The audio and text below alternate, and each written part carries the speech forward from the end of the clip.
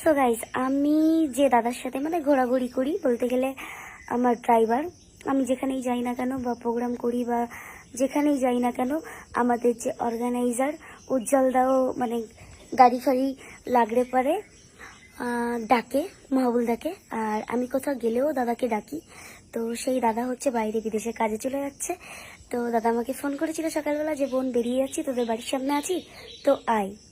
তো দেখা যাক, যাই। বেচারা চলে যাচ্ছে, তাই ভাবলাম একটা ভিডিও করে রাখি, ছোট্ট একটা ব্লগ।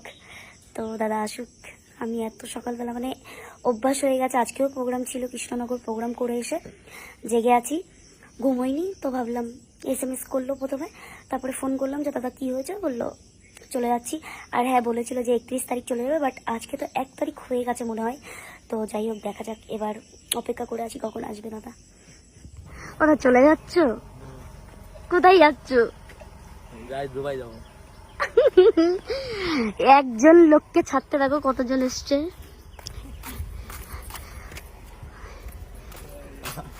একজন ব্যক্তিকে ছাড়তে যে এতজন যাচ্ছে। বন্ধু না, আমি জামা কাপড় পরে থাকলে আমি সত্যি যেতাম। আমি ঘুমোইনি সারা রাত। 14 বছর পর তাহলে দেখা হবে ভাই, টাটা।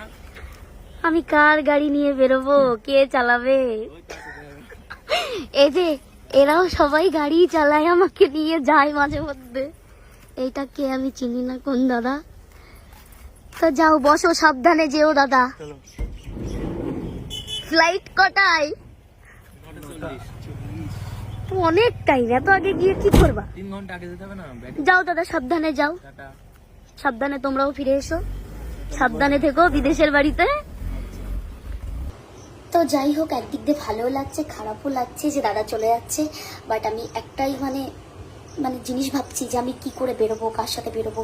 আর এমনই মানে বিশ্বাসযোগ্য মহবুলদা, মানে আমার মা খুব বিশ্বাস করে, আমিও খুব বিশ্বাস করি। আমি যদি ঘুমিয়েও পড়ি, চোখ বন্ধ করে বিশ্বাস করতে পারি যে ঠিক টাইমে আমাকে বাড়ি নামিয়ে দেবে, বা আমার মাও ভরসা করে খুব পরিমাণে।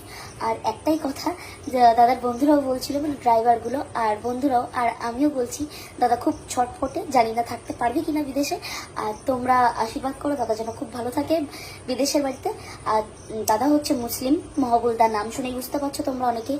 তো তোমাদের ভাষায় দোয়া করো দাদা যেন খুব ভালো থাকে। আর কি বলবো, মানে একটা খারাপও লাগছে সত্যি, যে আমি কি হবে, ওই দাদাকে ছাড়া আমি বেরোতেই চাই না কোথাও। আমি যদি প্রোগ্রামেও যাই, কোনো ড্রাইভার লাগে, আমি সেই অর্গানাইজারকে বলি যে এই দাদাকে নিতে পারো, বা আমার বাড়ির কাছাকাছি, এই জন্য বলি। আর আমার মাও জানে না।